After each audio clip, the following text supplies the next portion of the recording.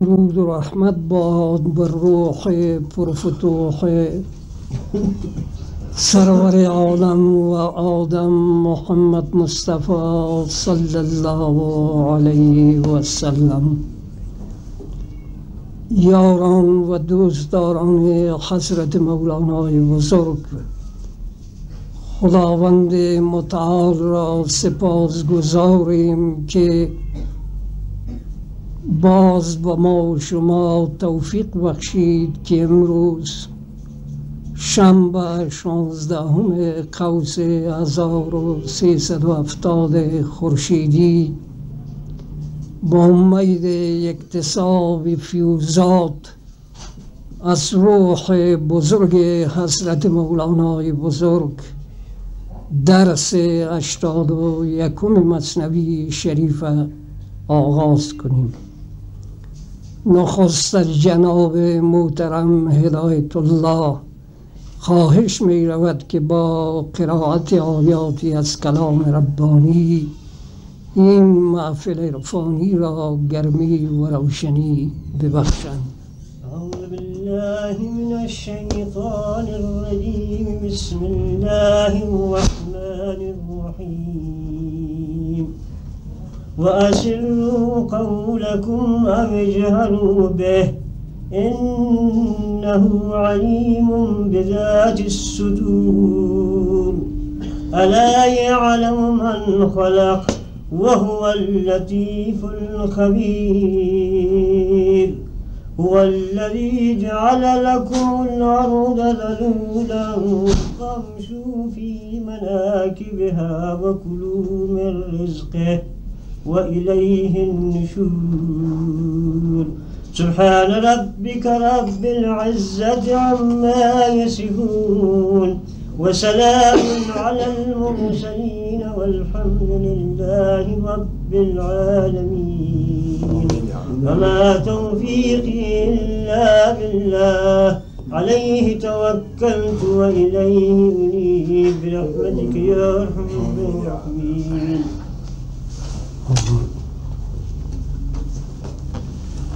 بسم الله الرحمن الرحیم.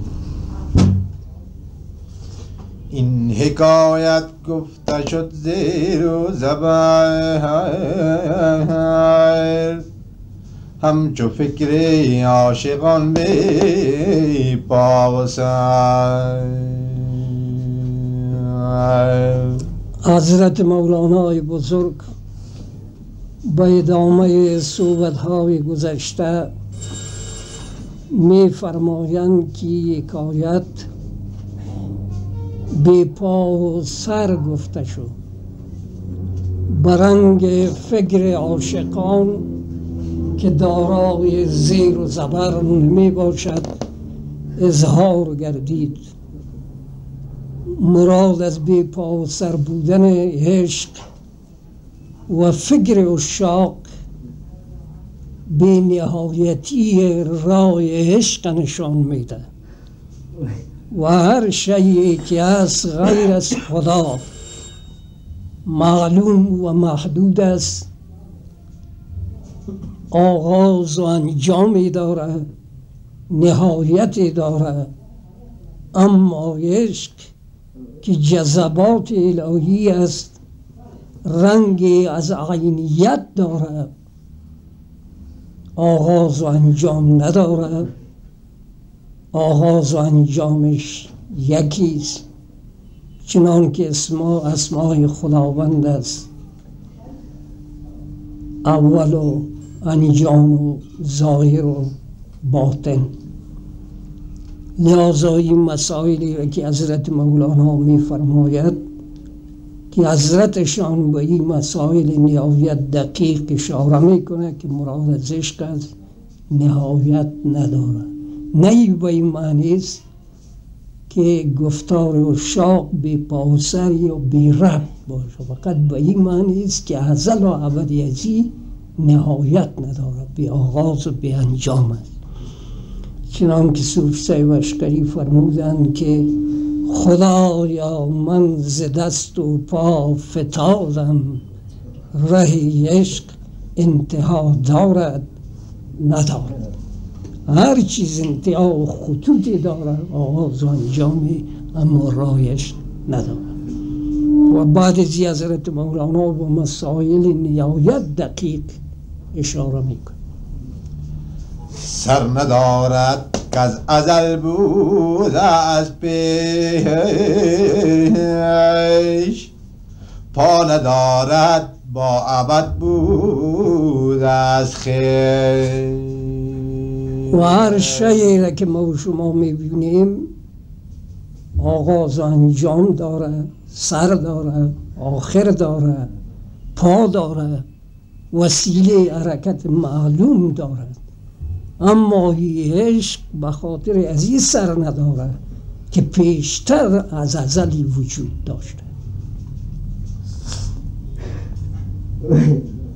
و سیرش هم آن سوی رنگ هاست، آن سوی وسایل ظاهری است. یعنی آن سوی وسایل از ما و شما به وسیله پا حرکت میکنیم، به وسیله پرواز میشه. اما عشق با بیپری و بیبالی و بیپایی حرکت میکند آن سوی زمان و مکان و شکل ها و وسایل ظاهری. بلکه چون آب است و هر قدر از آن، هم سر است و پا و هم به هر دوان. بلکه سیر عشق برنگ مثال حسی حضرت مولانا می فرماید که مثل آب است. آب میبینیم که پا و سر ندارد، با پر ندارد، اما حرکت دارد. حاش لله این حکایت نیست،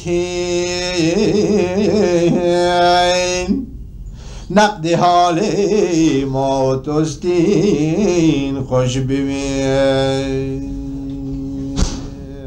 حضرت مولانا میگه که من این مسائل و این موضوعات حکایت خوندم، مگر این حکایت نیست بلکه نقد حال ما و شماست و هر کدام ما در این حکایت خود با ادراک، با درد و احساسی که داریم دریابیم، ببینیم و از این به این اساس و تأمل در این حکایات باید بیدار شویم، بفهمیم که نقایص ما در کجاست، کمال ما در کجاست، ضعف ما در کجاست، قوت و قدرت ما در کجاست. یه همه نقد حال عرفای سالک است، درمندان است، روندگان راه حق و حقیقت است. پیش یر صوفی که او با فر بود، هرچه آنی آن مازیز لایال کر بود. زیرا که عشق است مثل دیگر جریانات نیست، با حساب حواس و با حساب تعقل را ما درک کنیم. و کسانی که صوفیان، عاشقان، سیرشان در جذبات پروردگار عالم ارتباط با حالشان داره،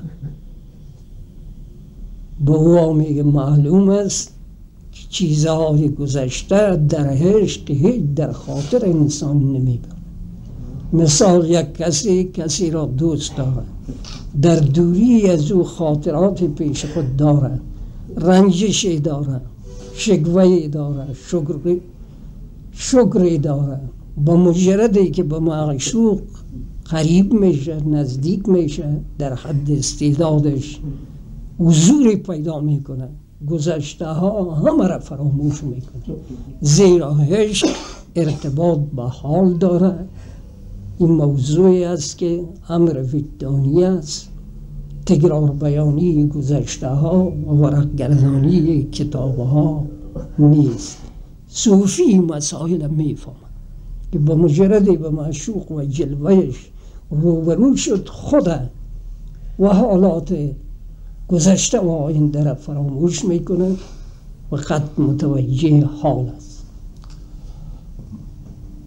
هم عرب ما هم سبو ما هم ملک جمله ما یفک عنه من افک. حضرت مولانا با توجه به توحید حقیقی می فرماید که عرب هم ماستیم، ملک هم ماستیم و ملک ما هم ماستیم. یعنی همه چیز ماستیم. ملک اشاره به خالق است، ملک و امثال زیاد احساس است، تعقل است، همه چیزش ماستیم. و اشاره میکنه با آیتی که یعنی خداوند عالم همه چیز میگردانه، یعنی گرداننده ذات پروردگار عالم است. غیر جز یک وجود، جز یک قوت و قدرت دیگه وجود و قدرت موجود نیست. عقل را شودان و زن را حرص و طمع، این دو ظلمانی و منکر عقل شمع. ای برادر، به ارتباط اون موضوع زن و شوهر، مراد از شوهر عقل است، مراد از زن نفس پرطمع است. لذا اردوی ازی ظلمانی است و تیره است. مثل دومش چون این دو ظلمانی و منکر عقل شمع. و این اردو ظلمانی است و منکر است از حقیقت و عقل حکم یک شمع دارد که وسیله روشنی است که در روشنی از ما اشیا را به اساس شکل و رنگش شناخته میتونیم که این میز کتاب است. بشنو کنون اصل این کار از چه خواست، زان که کل را گونه گونه جزوه هاست. حالا میگه گوش کن، تحمل و تفکر کن، در حالی که عرب هم اسماست، عجم هم اسماست، اما اسماست کلش گو ما هستیم. حالی این کار از روی چیز که این دو شی که اوشوی و زن و نفس و طمع چرا این کار میکنند از حقیقت، در حالی که چنین هست اما ماش و حکم کل است یا هم اجزا هست، این کار از کجا پیدا میشه؟ این یک سوال است، موضوع بسیار مشکل. جزو کل نه جزوه ها نسبت به کل، نه چوبوی گل که باشه جزو گل. میگه شما با این اساس فکر نکنید. و جزوی که ما میگویم حضرت مولانا میگه که کل حقیقت مطلق از خدا و مخلوق و کائنات اما اجزای کل هستند. این جزو کل به مثل گل و عطر گل نیست که شما فکر کنید. مثال عطر گل جزو گل است، رنگ گل جزو گل است، خود گل با هیئت کلی که داره حکم کل داره. با این حساب میگه این شما سنجیده نمیتونید، باید نسنجید، زیرا که عطر گل در خود گل حلول کرده، اما با یک رنگی هر جزو اجزایی که باشه در خدا حلول کرده نمیتونه. ما عطر اگر بگوییم که عطر این خود گل افاده کرده نمیتونه، اگر بگوییم رنگ گل افاده کرده نمیتونه، این به حساب مجاز است. اما خدا که حکم کل داره و کائنات همه اجزای خدا هستند، یک سوالی ایجاد میشه چرا با هم یا تضاد دارن در حالی که چنین است. در تمام کائنات خداوند عالم به اساس اسما و صفات خویش با اقتضای استعداد هر شیء تجلی کرده است. این میگه باید تأمل و تفکر کنیم. لطف سبز جزو لطف گل بود، بنگ قمری جزو یا بلبل بود. لطافتی که در سبزه است، سبزه با لطافت و کوایفی که داره همی جزو گل کل گفته میشه، یعنی جزو خود سبزه است یا گل است. یا صدایی که از بلبل بلند میشه، ما صدای بلبل آوازش جزو بلبل میخوانیم، صحیح است.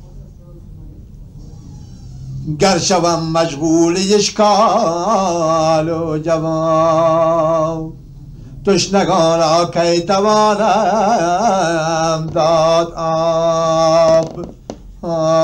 اما خدا را به اساس کلیتی که داره، حقیقت مطلق و وجود مطلق است، به این حساب جزو گل و اجزای گل و اجزای بلبل ما حساب کرده نمیتونیم، یافته نمیتونیم. باز حضرت مولانا میفرماید که اگر ما این مشکلات ما حل کنم در این بپیچم که مسائل فلسفی و کلامی است، اما کسانی که ذوق در وجودشون جاری است، کسانی که عاشق هستند، در قید دلیل و نظر و استدلال نیستند، با او میگه شربت معرفت که برسانه. این خب مسائل نهایت خشک است که به نظر و دلیل و امثال ازوای اثبات میشه، اما شاخ در قید دلیل نیست، در وجود ازوا محبت جاری است. خود حقیقت برای ازوا دلیل است. چیزایی که برای دیگران مدلول است در نگاه عشاق همه دلیل است، چیزایی که به دیگران دلیل است در نگاه عشاق و عرفا همه مدلول است. یا توش نمیمانند اگر ما در این مسائل به اساس علم استدلال و نظر که علم کلام و مسائل فلسفی است بپیچون، این عشاق و یاران و همدل همه توش نمیمانند، خسته میشن. گر تو اشکالی بکلی و حرج، صبر کن کل صبر و مفتاح الفرج. اگر تو میگه سر تا پای تو مطلق اشکال است، مشکل است، در این مورد صبر کن، تأمل و تفکر کن. با تأمل و تفکر خداوند عالم به تو گشایش میکنه. با اساس کشف و شهود که او را علم لدنی نیست میگوییم، این مشکلات خود به خود حل میشه. اما از راه نظر و استدلال این مسائل بسیار دشوار و خشک است. احتمی کن احتمی اندیشه ها، زان که شیران اندر این بیشه ها. ای صاحب درد طلب و ای سالک راه حق، ای عاشق در این مورد بسیار میگه پرهیز کن از وساوس، خطرات و اندیشه هایی که در ذهن تو به یه ارتباط زنده میشه، زیرا که در این بیشه این ذهن انسان، دماغ انسان شیران بسیار قوی پنجه است. اگر تو پرهیز نکنی، احتیاط نکنی، او شیرها تو را هلاک میکنه، یعنی کار تو به تردد و انکار میکشه. اهتمی ها بر دواها سرور است زن که خاریدن فزونی گر است. پرهیز کن زیرا که پرهیز از دواها کده بر بیماری های انسان مفیدتر است. از اندیشه، از دلیل، از نظر و استدلال و تفکر و ارتباط ذات الهی و درک حقیقت اشیا میگه تو پرهیز کن. اما نمیبینی که خاریدن زیاد خارش کسانی را که مرض گرگ یعنی گرگی باشه زیاد میسازه. لحاظا دلیل تراشی هم با ارتباط شناخت خدا غیر ازی که مرض را تو را زیاد کنه پریشان نظر بسازید وساوس و خطرات مذموم در وجود تو قوی بسازه دیگه نتیجه نداره که ایمانتون تحکیم ببخشه یا قوت ببخشه. اهتمی اصل دوام الیقین اهتمی کن قوت جانت ببین. ای برادر در این راه پرهیز از وساوس اصل دواست، اصل شفاست. لذا تو باید پرهیز کنی. با کدام وسیله تو میتونی وساوس و خطرات از دل و دماغ خود بروی؟ با وسیله لا اله الا الله مداومت دهی. این را باید بفهمیم که در حقیقت تمام قرآن مجید تفسیر اینمی کلمه طیبه است. با همین وسیله میگه تو فقط میتونی که دیگه امراض از دلت بروی، از دماغت دور کنی. این نفع اثباتی را میگه با تأمل و تفکر به معنای همین کلمه طیبه. لا که میگویی با تمام وجودت اگرچه در سلوک این را برنگه های گوناگون گفتیم کسایی که سلوک دارن سلوک خود درس است با سلسله پیش میره. در پهلوی سلوک باز جذبه است. جذبه نه زدن است. سلوک مثال قندار میری مجبور استی کوته سنگی و راهای در شهرهای قندار هر جایی که هست رو باید ببینی از او عبور کنی با وسایلی که هست. اما جذبه باز در قید ایرانی سو نقد میزنه راه دیگر یک دفعه در قندار خدا میرسن. در سلوک لطایفی هست هر کدامش به خود سبق داره. قلب است، روح است، سر است، خفی است، اخفا. شیوه های مختلف هست. یاره که خلاص که باید نفع اثبات است. در طریق نقشبندی شریف اول مثال سیر انفوسی است، همین اسم ذات است. با قلب بر روح و سر خفی و اخفایی که تمام شد باز نفع اثبات است. و نفع اثبات لا اله الا الله. این خود سلوک است. کسایی که به این روش میگویند از قلب شروع میشه لا میایه به دورانی در فرق سر از دستینی راست دستینی راست اینجا نفع میکنن. اینطور با قوت که فکر کنن که کائنات وجود خودش با می لا اله نفع شود.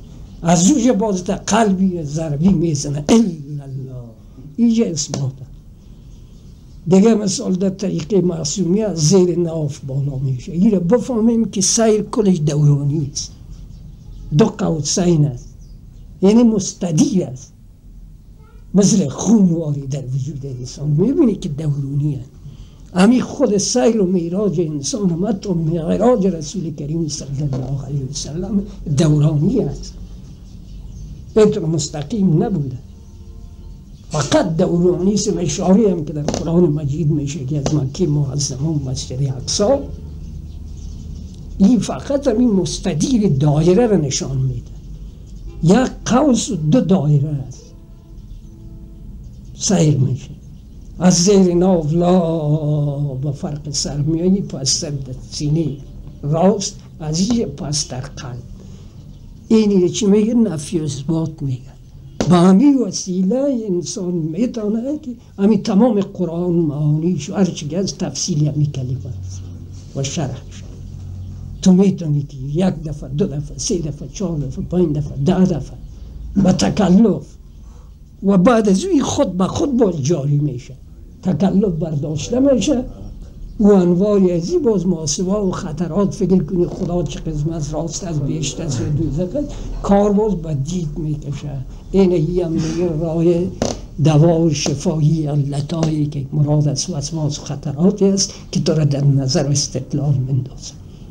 جذبه است، عشق است، به وسیله یاد پروردگار عالم میتونه نگاه بده. هر کس به مو شیوه که داره در سلوک طریقه ها گوناگونه، هر کس به شیوه قرب هر کس تا کمالی او بود، سعی هر کس از خیالی او بود، قرب هر کس تا کمالی او بود، اما بیدار جان خود باشه. مثال یک نفر در یک رقاصخانه ششتگی با ساز آواز یک جا حرکت میکنه، این خاص است، اما این را با دیگه کس ما تعمیل کرده نمیتونیم، شرحاً جایز نیست. چرا او یک آدم مخصوص خودش است که در او سیر میکنه، کعبه و بتخانه به او هیچ ارتباط نداره، جلوه از در جایی که ببینه. اما یک نفر دیگه است در رقاصخانه که رفته تو ایمان خدا میبازه. از همین خاطر است که این طریقه ها خاص میشه.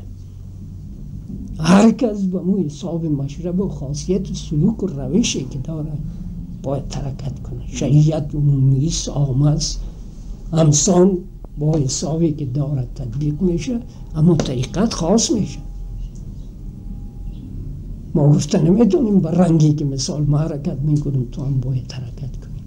اون نظر به ذوقش است. همیشه ما در صحبت ها خوندیم که کاملین فقط تمایلات فطری و استعدادها را با نسبت ها درک میکنه. استعداد درک میکنه، تمایل فطریش درک میکنه، نسبتش رو درک میکنه و با اساس حفظ استعداد رابطهش نسبتش رو با تربیه میکنه، خودش هیچ خبر نیست. قابل این گفته ها شو گوشوار تا که از زر سازمت من گوشوار. ای برادر میگه قابلی گفته ها شو. حضرت مولانا میفرماید که سر تا پا هم اسرار است، جواهرات معنوی است. تو مستعد شو، قابل شو که تا از زر برای تو گوشوارها ببخشم. محبت، معرفت، کیفیت، لذاتی که در طول زندگی تصوری و لذات نکرده باشی وقت تو نصیب شود. اما شرطش چیست؟ قابل شدن است. اخلاص و محبت و آمادگی و دامن گرفتن که آداب. گوشوار اچه که کانه زر شوی تا به ما تاس و رجا بر شوی. چی جای گوشواره؟ حتی که بکان زر وجود تو تبدیل میشه، آن سوی ما و ستارگان و افلاک باز تو سیر میکنی، دارای مقام و مرتبه میشی که همه چیز باز از نظر تو در نظر تو ارزشش میبازد. اولا بشنو که خلق مختلف جانن از یا تا الف. اول میگه گوش کن، با گوش دل، با گوش جان، با تمرکز فکری تمام حواست جمع کن. میگه تو باید بفهمی که خلق مختلف به همین رنگی که رنگهایشان به اساس مسائل طبیعی گوناگون هست، استعدادهایشان و جانشان و حقیقتشان هم از یکدیگر تفاوت داره. این باید بفهمیم. لذا هر یکی از یا با همه قسمی که رنگهای گوناگون داره، باطن گوناگون، معنویت گوناگون، ذوق گوناگون، قوتهای نفسانی گوناگون داره. بر اساس چی؟ بر اساس اسماء و صفات الهی، زیرا که هر شی تحت تربیه یکی از اسماء پروردگار است. تو به اسماء خداوند عالم تأمل کن، اسماء حسنا، حی، ممیت، عزیز، قهار، رحیم، امثال اسیار.